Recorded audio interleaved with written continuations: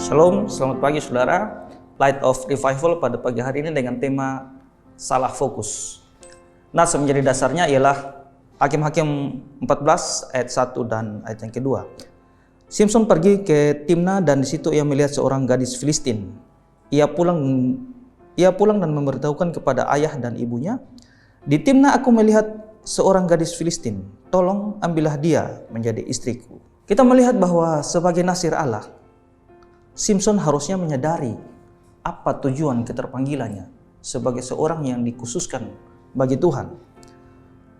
Simson harusnya taat kepada perintah Allah dan juga taat kepada apa yang diajarkan oleh orang tuanya. Tapi kita melihat bahwa di sini Simson fokusnya hanya kepada apa yang menjadi keinginan hatinya.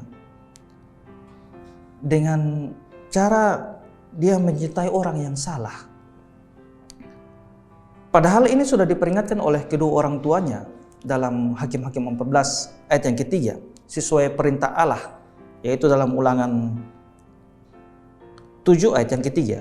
"Janganlah engkau mengawin dengan mereka. Anakmu perempuan janganlah kau berikan kepada anak laki-laki mereka, ataupun anak perempuan mereka jangan kau ambil bagi anakmu laki-laki." Lalu apa yang Tuhan lakukan bagi Simson? Apakah rencana Allah gagal? Rencana Tuhan gagal ketika Simson menyimpang dari rencana Allah? Tentu tidak. Allah justru memakai dosa Simson untuk tetap melaksanakan rencana Allah, yaitu pengabulan doa bagi orang-orang Israel, supaya orang-orang Israel tidak ditindas lagi oleh orang-orang Palestina. Dari kacamata manusia mungkin Simson gagal, karena sebagai nasir Allah, Simson tidak lagi setia dengan Tuhan. Tapi dari kacamata Allah, kegagalan ini justru mendatangkan kegenapan akan rencana Allah. Rencana Allah adalah rencana yang terbaik bagi kita.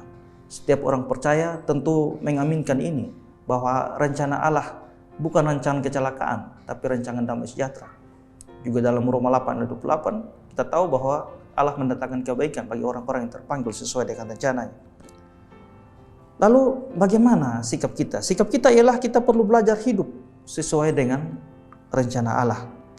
Salah satunya mungkin kita bisa mendoakan bahwa biarlah pengabulan doa-doa kita hanya terjadi sesuai dengan rencana Allah.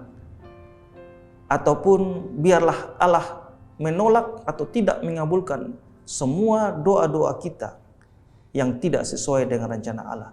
Dan biarlah apa yang menjadi rencana Allah itu saja yang terjadi dalam kehidupan kita. Dan yang bertentangan, biarlah Tuhan menjauhkan itu. Kita perlu belajar dari banyak hal.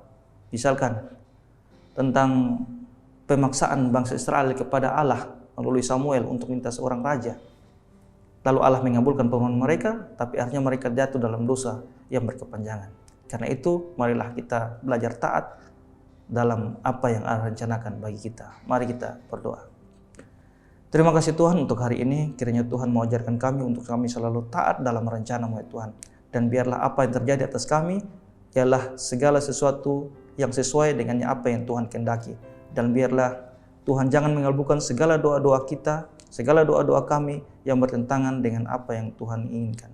Terpujilah nama Tuhan. Dalam nama Tuhan Yesus kami telah berdoa kepada Bapa di surga. Amin.